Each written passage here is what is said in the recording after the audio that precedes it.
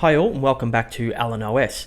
Now you've probably been told by people or perhaps even the IT department of your employer not to save passwords into the browser. Maybe you're thinking, yeah, they're just paranoid. I'm sure popular browsers like Firefox or Chrome are keeping all my information safe. Well, today I'm going to show you how easy it is for hackers to loot all of those passwords that you save in your browser, simply by understanding how browsers store your passwords. We're going to explore today why your employer's policies on password management aren't just cautious or paranoid, but actually really warranted.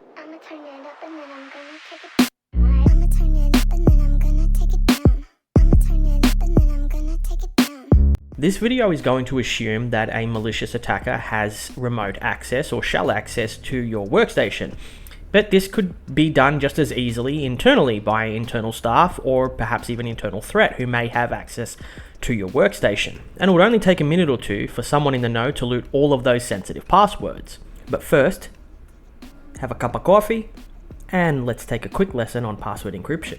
So here is lovely Jan over to our left, and she is going to show us a very basic example of her encrypting her Facebook password for security.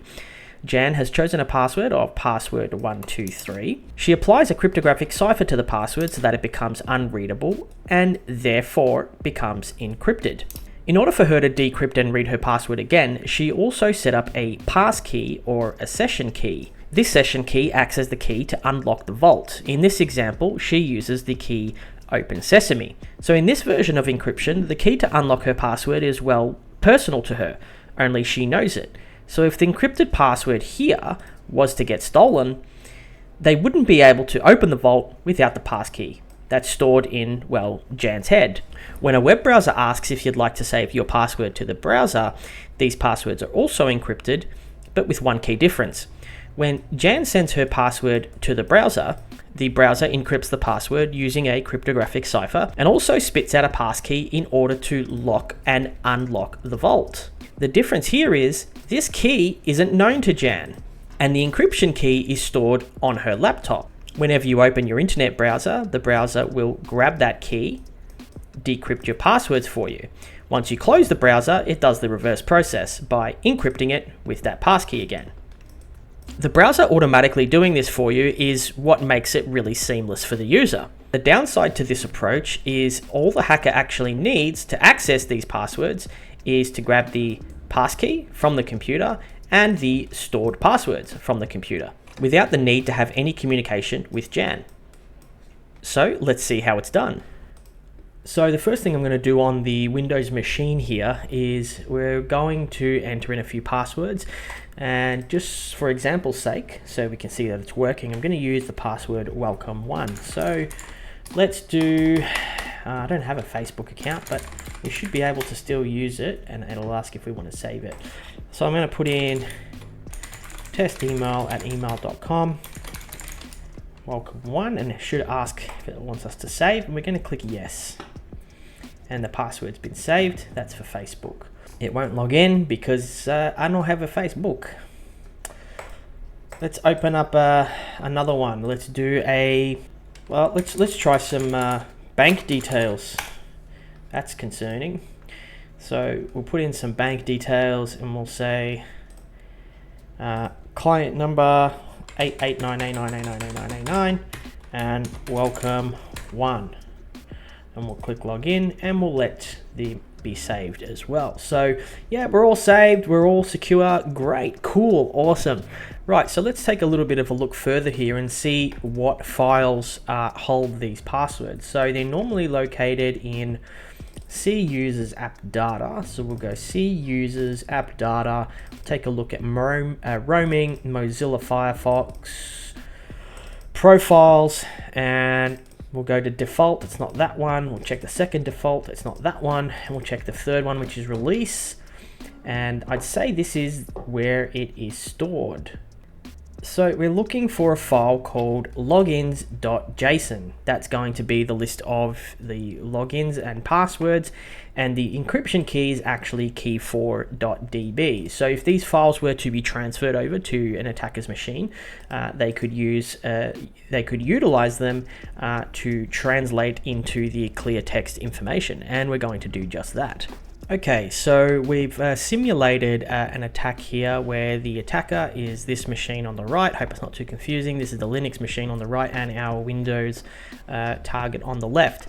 So we've simulated a successful attack, and the attacker on the right has a shell to the victim PC. By running who am I, they can see that they are indeed this person here, and we can confirm that by running an IP config, by running a who am I here, and you'll see that these users are the same, and therefore we have successfully got access to the machine. Now we know where it's located, so what we'll do is we'll actually grab and loot those two files so we can access those passwords we set earlier offline on our Linux machine. And we'll do that by navigating to the area.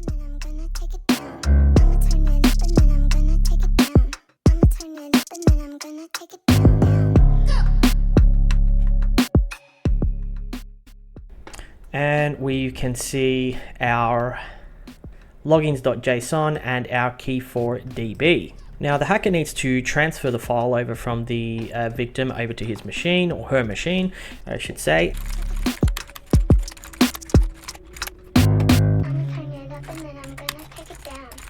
And if we go to our downloads folder and ls, you'll see we've got the two files, key4.db and logins.json. Okay, so the next step is I'm just going to use an automated tool that many penetration testers use to be able to combine those two files that we've taken and extract them into plain text passwords.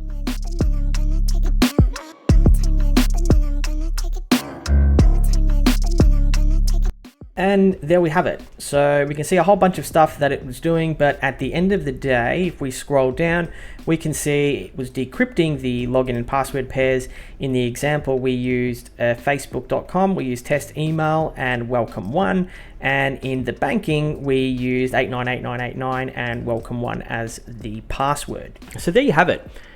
I've shown you why your IT department and your employers are busting your chops to keep using that password manager and not to save passwords into your browser. Now, I'm sure there are many of you who have maybe saved just one or two passwords into the browser for those social sites that we visit often. No big deal. But given that many people use passwords for multiple services, this can pose to you a pretty bad security risk. So how can we prevent this? Well, the use of a password manager like NordPass is a great option, and there'll be a link in the description where you can learn more about NordPass. You can also set up your browser from the get-go, telling it not to ask you to save passwords, and therefore you won't even be prompted to save a password, and you'll need to enter it in manually each time. Most modern browsers also let you set a master password, which only you know. Although it's not the default setup, it's worth considering. The question is, are those few extra seconds you gain by saving your password into a browser really worth the risk?